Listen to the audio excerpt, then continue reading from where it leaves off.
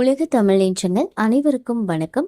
இன்னைக்கான இந்த வீடியோவில் வீட்டில் தரித்திரம் எப்பொழுதும் இருந்து கொண்டே இருக்கிறதா? அதிர்ஷ்டம் உங்கள் வீட்டு கதவை தட்ட இந்த பொருட்களை வீட்டில் வாங்கி வையுங்கள். எந்த பொருளை நம்ம வீட்டில் வாங்கி வைக்கணும் அப்படின்றத பற்றி பார்க்கலாம். வீடியோக்குள்ளே போகிறதுக்கு முன்னாடி என்னோட சேனலை சப்ஸ்கிரைப் பண்ணிக்கோங்க. பக்கத்தில் இருக்கக்கூடிய பெல் பட்டனையும் ப்ரெஸ் பண்ணிக்கோங்க.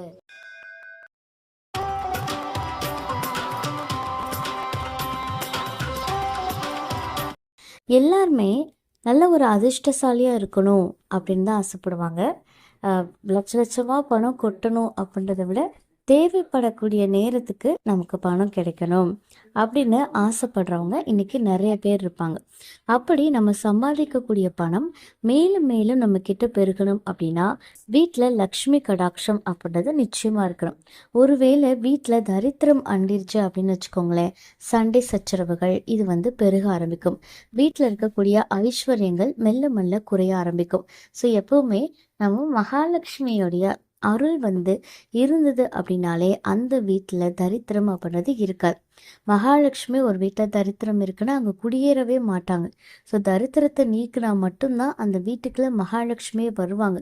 அப்போ பார்த்தீங்கன்னா உங்களுக்கு நடக்கக்கூடிய எல்லா விஷயங்களுமே ரொம்ப சந்தோஷமானதாக இருக்கும். அப்போ மகாலட்சுமிக்கு விருப்பமான சில பொருட்களை வீட்டில் வாங்கிட்டு வைக்கலாம். இப்போ மகாலட்சுமியுடைய அம்சம் நிறைந்த மகாலட்சுமிக்கு விருப்பமான சில பொருட்கள் நம்ம வீட்டில் இருக்குங்க. சில பொருட்கள் இருக்கு. அதை நம்ம வீட்டில் எப்பவுமே வச்சிருந்தோம் அப்படின்னாலே லக்ஷ்மி கடாட்சம் நிறைந்திருக்கும். முக்கியமாக ஒரு வீட்டுடைய சமையலறையில் மகாலட்சுமி தாயார் இருப்பாங்க. ஸோ அப்போ மகாலட்சுமி தாயார் அந்த இடத்துல நிரந்தரமாக இருக்கணும் அப்படின்னா அந்த வீட்டில் இருக்கக்கூடிய பொருட்கள் நிறைந்து இருக்கணும். அது தீந்து போய் அது வலிச்சு காலியாகிற வரைக்கும் நீங்கள் வச்சிருக்க கூடாது. ஓரளவுக்கு தீரப்போகுது அப்படின்னு தெரியும் பார்த்தீங்களா, அப்பயே நீங்கள் வாங்கிட்டு நிறைவாக அதில் கொட்டி வச்சிருங்க. அதில் முக்கியமான பொருள் என்ன அப்படின்னு பார்த்தீங்கன்னா மஞ்சள் தூள், அரிசி, உப்பு, எண்ணெய். இதெல்லாமே தீர்ந்து போகிறதுக்கு முன்னாடியே வீட்டில் நீங்கள் வாங்கிட்டு வைக்கணும். ஏன்னா இந்த பொருட்கள் எல்லாத்துலேயுமே மகாலட்சுமி தாயார் வீற்றிருப்பதாக ஒரு ஐதீகம் இருக்குங்க. முக்கியமாக இந்த வெள்ளிக்கிழமையில சுக்கிரஹோரை நேரத்தில் வீட்டில் கல்லுப்பி வாங்கிட்டு வச்சிங்க அப்படின்னாலே அவங்களுக்கு ரொம்ப ரொம்ப நல்லது. கல்வுப்போடு சேர்த்து நீங்கள் இந்த ஊறுகாயும் வாங்கி வைக்கலாம். ஊறுகாய் அப்படின்றது குபேரனுடைய அருளை நமக்கு பெற்றுக் கொடுக்கும்.